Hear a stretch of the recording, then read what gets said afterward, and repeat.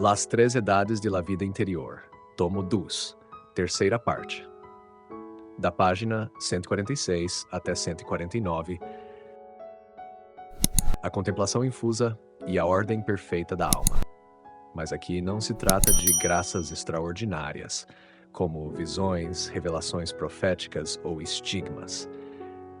Trata-se sim de uma penetração profunda e saborosa nos mistérios da fé. Mistérios estes muito superiores a todos os eventos futuros particulares, como, por exemplo, o fim de uma guerra, que a luz profética poderia revelar.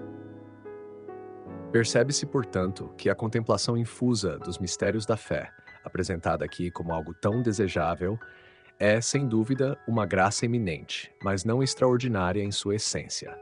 Ela se encontra, sim, em seu lugar próprio, dentro do caminho normal da santidade. E, se às vezes a ela se atribui o nome de graça extraordinária, é apenas no sentido de ser rara na prática, mas não o é por direito. Longe de ser, por sua própria natureza, algo fora do comum, é precisamente essa graça que estabelece a ordem perfeita na alma. Somente aqueles que penetram intimamente na vida divina se encontram verdadeiramente inseridos nesse perfeito ordenamento interior. São os que pensam apenas naquilo que é único e necessário e contemplam todas as coisas terrenas em seu devido lugar. Dessa forma, o ordem da caridade reina em todos os afetos da alma, afetos que estão subordinados ao amor de Deus e vivificados por Ele. Todas as almas interiores são chamadas a essa contemplação infusa e à união com Deus, segundo o autor da Imitação de Cristo. Pelo menos, são chamadas por um convite geral e distante, mas pode acontecer que esse chamado seja também individual e próximo, sendo então, ou simplesmente suficiente ou eficaz, capaz de triunfar sobre todas as dificuldades. Na Imitação de Cristo, especialmente no livro 4, dedicado à Eucaristia, a alma clama com profunda insistência pela união inefável com Jesus Cristo. No capítulo 13º, lê-se: Quem me dará, Senhor, que eu te encontre a sós, e te abra todo o meu coração e te goze como deseja a minha alma, de tal modo que nenhuma criatura me perturbe ou me observe, mas que só tu me fales e eu a ti, como um amigo costuma conversar com seu amigo. É isso o que rogo, e é isso o que desejo, que tudo em mim seja unido a ti, afastando meu coração de todas as coisas criadas, e que eu aprenda a saborear as coisas celestiais e eternas. Quando estarei todo unido e absorto em ti, esquecido por completo de mim mesmo, que eu esteja em ti e tu em mim, e assim estejamos unidos em um só. E ainda no mesmo livro, no capítulo 17º, encontra-se esta súplica: Ó meu Deus, amor eterno, todo o meu bem, bem-aventurança que jamais se acaba. Desejo receber-te com maior desejo e com muito mais digna reverência do que jamais teve ou pôde sentir qualquer dos santos. Já no livro 2º, capítulo 1º, número 6, o autor acrescenta: Aquele que ama Jesus e ama a verdade, o que é verdadeiramente interior e está livre de afetos desordenados, pode facilmente dirigir-se a Deus, elevar-se acima de si mesmo em espírito e descansar com fruição. Essa é a quietude fruída, prelúdio da vida eterna. Disposições necessárias, ou a ascese da imitação. Para receber a graça especial da contemplação infusa e da união com Deus, o autor da Imitação exige, acima de tudo, os seguintes requisitos: humildade, consideração dos imensos benefícios de Deus, abnegação, pureza de coração e simplicidade de intenção. A humildade de que fala é aquela que leva a desejar viver desconhecido e ser tido por nada, como se lê no livro 1º, capítulos 2º e 3º, e no livro 3º, capítulos 4º e 8º. Essa virtude dispõe a alma a contemplar os benefícios de Deus e todas as graças que dele nos vêm por sua paixão, morte e pela Eucaristia. Diante disso, a alma reconhece sua ingratidão e pede perdão com sinceridade. Por esse caminho, ela é conduzida à abnegação da própria vontade. Assim, no livro 3º, capítulo 13º, estas palavras: Aprende a quebrantar tuas inclinações e a render-te a toda sujeição. Irrita-te contra ti mesmo, e não permitas que viva em ti a presunção da soberba. Antes, faze-te tão submisso e pequeno que todos possam passar por ti e pisar-te como o barro das ruas. Mas eu te perdoei, para que conhecesses o meu amor e fosses eternamente agradecido pelos meus benefícios. A abnegação é a morte do amor próprio. É um desapego interior pelo qual a alma deixa de pertencer a si mesma para pertencer unicamente a Deus. Deixa de buscar a si para buscar somente a Ele. Renuncia a ti mesmo, afasta-te de ti, e experimentarás uma grande paz interior. A pureza do coração e a simplicidade de intenção preparam a alma para receber a graça da contemplação infusa. Quem encontra Jesus, encontra um tesouro imenso, superior a todo e qualquer bem. Essa contemplação abre o caminho para o abandono confiante e para a união com Deus. O autor piedoso expressa esse desejo com estas palavras: Por isso suplico a tua clemência e peço que me seja concedida uma graça especial, para que eu me desfaça inteiramente em ti e transborde de amor, e que eu já não deseje outra consolação. Por este caminho, chegamos a compreender melhor a profundidade do esplêndido capítulo 5, do livro 3, sobre os maravilhosos efeitos do amor divino. O amor não sente peso, não dá importância aos trabalhos, antes deseja mais do que pode. Só o amor torna leve tudo o que é pesado e suporta com equilíbrio tudo o que é desigual. Carrega o fardo sem sentir fardo algum e torna doce e agradável até mesmo o que é amargo. Não há nada mais doce do que o amor, nem mais forte, nem mais elevado, nem mais alegre, nem mais perfeito, nem melhor, no céu ou na terra. Porque o amor nasceu de Deus e nada criado pode arrancá-lo, a não ser o próprio Deus. Assim é, na alma que renunciou a si mesma, o fruto da contemplação do sumo bem. A união com Deus, que verdadeiramente é o prelúdio da união eterna que um dia havemos de saborear na plenitude do céu. Compreende-se então a verdade do que dissemos no início deste capítulo. A Imitação de Cristo é um livro místico, ao mesmo tempo em que é um guia ascético, pois conduz à prática das virtudes, com vistas à contemplação infusa da bondade divina e à união com Deus. Mas dirige-se indistintamente a todas as almas interiores, e de fato todas o leem. Claro, seguirei todas as diretrizes que você indicou para adaptar o texto do espanhol ao português brasileiro com fidelidade, clareza e ritmo meditativo, já adequado para audiolivros. A seguir, apresento a tradução com as pausas estratégicas indicadas. Capítulo 28.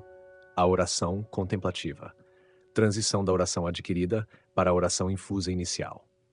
A verdadeira mística, aquela de que trata este ensinamento, é acessível a todas as almas, desde que estejam dispostas a trilhar o caminho da humildade, da abnegação, da oração perseverante e da docilidade ao Espírito Santo. Vemos aqui uma das razões mais convincentes em favor da doutrina que estamos expondo nesta obra. Tudo o que apresentamos até agora sobre a docilidade ao Espírito Santo, o valor infinito da Santa Missa, a comunhão das almas aproveitadas e a mística da imitação de Cristo, nos conduz a refletir sobre como deve ser a oração contemplativa daqueles que já avançaram na via iluminativa. Falamos anteriormente, na segunda parte, capítulos 18 e 19, sobre a oração mental dos principiantes, sua progressiva simplificação e a necessidade de perseverança nessa oração interior. Para tratar agora da oração das almas aproveitadas, comecemos por observar como São Francisco de Sales resume a doutrina tradicional sobre essa matéria. Esclareceremos então o ensinamento do santo à luz dos princípios de São Tomás de Aquino. Veremos em seguida como São João da Cruz e Santa Teresa de Jesus compreendem o início da oração contemplativa. Com isso, poderemos entrever como essa oração se desenvolve, como ela amadurece nas almas fiéis à ação de Deus. A passagem da meditação à contemplação segundo a doutrina tradicional, conforme apresentada por São Francisco de Sales. O Santo Arcebispo de Genebra expõe estes ensinamentos em sua obra Tratado do Amor de Deus, livro 6º, capítulos 2º 2, 3º, 5º 5, 6º e 7º 7. Já na introdução à vida devota, segunda parte, capítulo 2º 2, ele havia descrito a meditação como uma atividade do entendimento. Consiste ela em certas considerações que têm por finalidade mover nossos afetos para Deus e para as coisas divinas. O espírito medita sobre um tema qualquer, utilizando a imaginação, o discurso e o raciocínio.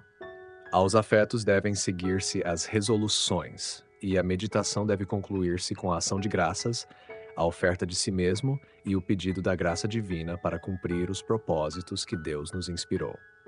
Se se persevera nessa prática, a meditação torna-se uma oração eficaz e simplificada, na qual os diversos atos se fundem num só. Assim, pouco a pouco, a alma fiel se eleva à contemplação.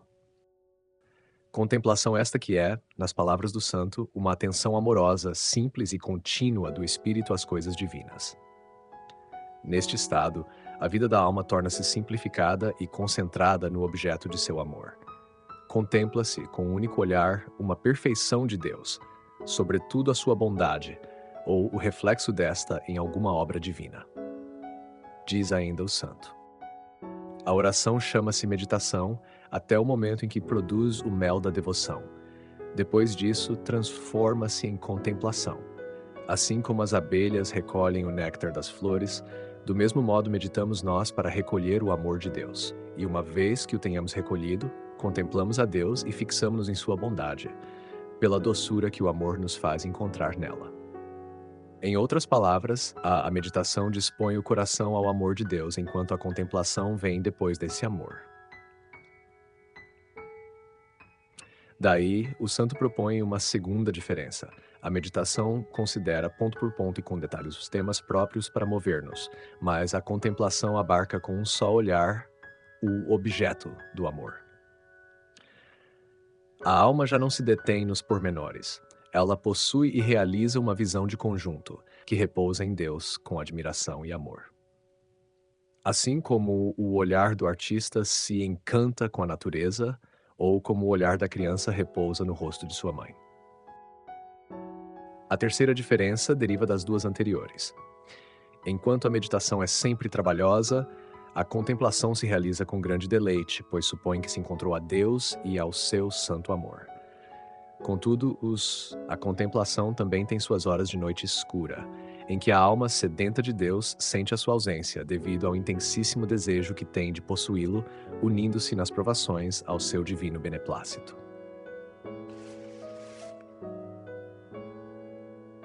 São Francisco de Sales conclui: assim como a santa contemplação é o fim a que tendem todos os exercícios espirituais, a ela se reduzem todos eles, e os que a praticam os chamados contemplativos. Entretanto, o santo doutor acrescenta algo a respeito do amoroso recolhimento da alma na contemplação. Este recolhimento não está à nossa disposição, pois não está em nosso poder tê-lo quando quisermos, nem depende de nossos esforços, mas é Deus quem o produz em nós quando assim o deseja. Princípios desse ensinamento tradicional segundo São Tomás.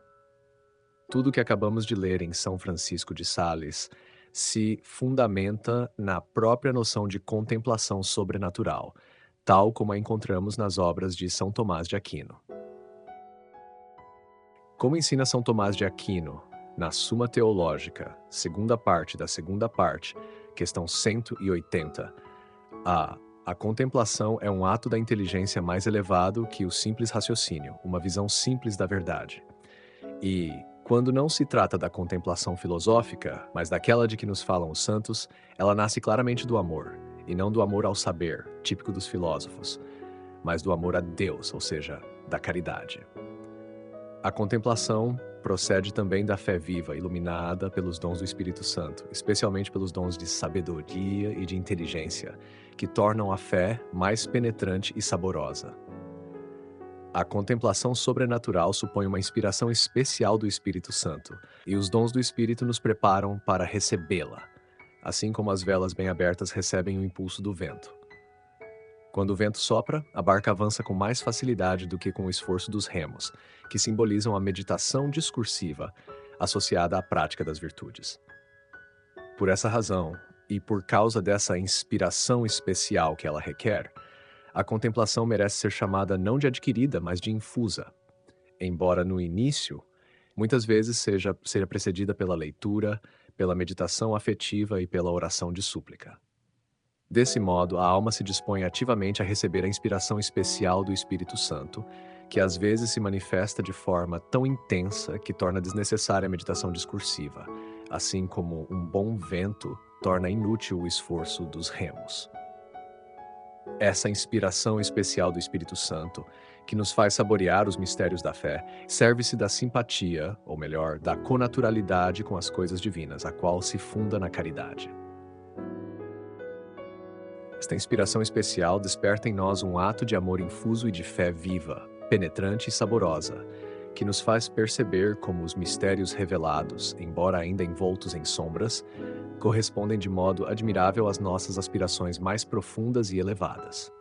Esses atos de amor e fé são chamados de infusos, não apenas por procederem das virtudes infusas, neste caso das virtudes teologais, mas também porque pressupõem uma inspiração essencial do Espírito Santo e porque não os podemos alcançar pela graça atual ordinária.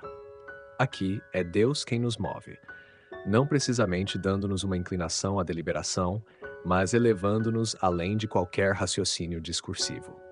Isto se torna evidente, por exemplo, quando lemos o Evangelho do dia durante a missa. Certas palavras já lidas 1000 vezes, de repente nos iluminam e cativam o coração. Algo semelhante experimenta o pregador quando, ao sentir profundamente a própria insuficiência para anunciar como deveria a paixão na Sexta-feira Santa, recebe, justamente quando menos espera, o sopro vivificante do Espírito que anima o seu pensamento, a sua vontade e a sua sensibilidade com grande proveito para as almas. Às vezes, essa contemplação se eleva diretamente a Deus, movida por um impulso que parte de um fato sensível, por exemplo, da parábola do filho pródigo, até alcançar a visão admirável da divina misericórdia. Outras vezes, essa elevação acontece em forma de espiral, partindo do mistério da infância de Jesus ou da sua paixão, ascende-se ao pensamento vivo e profundo da vida eterna. Por fim, há momentos em que sobrevém a contemplação chamada circular, na qual se contempla a infinita bondade de Deus irradiando sobre todas as coisas e sobre todos os mistérios da nossa salvação. Consiste essa visão em um olhar muito simples e amoroso, que faz lembrar o voo circular da águia, que sobe acima das nuvens e plana, fitando diretamente o sol. Notas explicativas. Contemplação infusa. A contemplação infusa é uma forma de oração mística que não resulta apenas do esforço humano, mas é concedida por Deus como uma graça. Ela se diferencia da meditação comum, que envolve esforço intelectual e reflexão. Graça eminente, mas não extraordinária. A contemplação infusa é chamada de graça eminente por sua profundidade espiritual, mas não é considerada extraordinária no sentido técnico, pois faz parte do caminho normal da santidade e está acessível a todos que se abrem a ela. O único necessário. A expressão remete à cena evangélica de Marta e Maria, 42, quando Jesus diz que uma só coisa é necessária, referindo-se à escuta atenta de sua palavra. Aqui contempla-se a ideia de que tudo mais deve estar subordinado ao amor de Deus. Imitação de Cristo, obra devocional escrita no século XV, atribuída a Tomás de Kempis. É um dos livros espirituais mais lidos na tradição cristã, com forte ênfase na humildade, na abnegação e na união com Cristo. 5. Quietude fruitiva. Refere-se a um estado de paz profunda e amorosa na presença de Deus, onde a alma repousa nele com deleite espiritual. É considerada uma antecipação da glória eterna. 6. Asceses da imitação. O termo asceses refere-se à prática espiritual que busca disciplinar os sentidos e a vontade, com o fim de alcançar maior união com Deus. Os elementos-chave aqui são a humildade, a abnegação e a pureza de coração. 7. A abnegação é a renúncia da própria vontade e dos apegos desordenados para buscar apenas a vontade de Deus. A abnegação implica o morrer para si mesmo, caminho clássico da santidade cristã. 8. Pisado como o lodo das ruas. Expressão que evoca o grau extremo da humildade desejado na vida espiritual. Lembra as palavras de Isaías sobre o servo sofredor, Isaías 53, e a atitude de Jesus que se humilhou a si mesmo. 9. Amor divino como força transformadora. O texto destaca que o amor de Deus torna leves os fardos e doces as dores. Trata-se de uma doutrina central da espiritualidade cristã. O amor a Deus não apenas consola, mas transforma o sofrimento. 10. O amor nasceu de Deus. Citação inspirada em Joel 4:7-8. O amor vem de Deus. Deus é amor. Expressa a origem divina do verdadeiro amor e seu caráter eterno. 11. A oração contemplativa como cume da vida espiritual. A contemplação não é um dom reservado a poucos místicos, mas o destino final de toda a alma interior disposta a seguir o caminho da humildade, da abnegação e da docilidade ao Espírito Santo. 12. Transição da meditação à contemplação. A meditação é ativa, usa a imaginação e o raciocínio para mover os afetos. A contemplação, por outro lado, é uma atenção amorosa, simples e contínua às coisas divinas. 13. Imagem das abelhas e do néctar. A metáfora usada por São Francisco de Sales compara a meditação com a coleta do néctar e a contemplação com a fruição do mel, ou seja, da doçura do amor de Deus. 14. Noite escura da contemplação. Mesmo na contemplação pode haver noite escura, ou seja, momentos de ausência sentida de Deus. Esses períodos são permitidos por Ele para purificar e fortalecer a fé da alma. 15. Docilidade ao Espírito Santo. Ser dócil ao Espírito Santo significa deixar-se guiar interiormente por ele, confiando mais em sua ação silenciosa do que nas próprias forças. Contemplação, segundo Santo Tomás de Aquino. Para Santo Tomás, a contemplação é uma forma elevada de conhecimento, mais alta que o raciocínio, e brota do amor de caridade que une a alma a Deus. Contemplação e caridade. A contemplação cristã não é apenas intelectual, mas nasce de um coração que ama a Deus profundamente. É um olhar amoroso e simples dirigido ao Senhor. Queridos ouvintes, chegamos ao fim deste audiolivro e quero expressar minha profunda gratidão a todos que permaneceram conosco até aqui. Sua dedicação em acompanhar essa obra é um verdadeiro sinal de busca pela sabedoria e pelo crescimento espiritual. Que o conteúdo ouvido possa nutrir sua alma e fortalecer sua fé. Aproveito para convidá-los a explorar as playlists do canal Caminho Católico, onde vocês encontrarão outros tesouros espirituais. São obras que podem acompanhar e iluminar sua jornada, como Castelo Interior de Santa Teresa de Jesus, Confissões de Santo Agostinho, Palavras Bíblicas com o Evangelho comentado por grandes eclesiásticos, Filoteia de São Francisco de Sales, Tratado da Verdadeira Devoção à Santíssima Virgem, de São Luís Maria de Montfort, A Imitação de Cristo, de Tomás de Kempis, e As Três Idades da Vida Interior, do padre Garrigou Lagrange. Cada uma dessas obras oferece um caminho profundo de reflexão e conversão, e espero que possam encontrar nelas a mesma riqueza espiritual que proporcionaram a tantas gerações. Nosso canal está sempre aberto para quem deseja aprender e crescer na fé. Continue nos acompanhando e compartilhando essa jornada espiritual. Mais uma vez, obrigado por sua presença e que Deus abençoe a todos.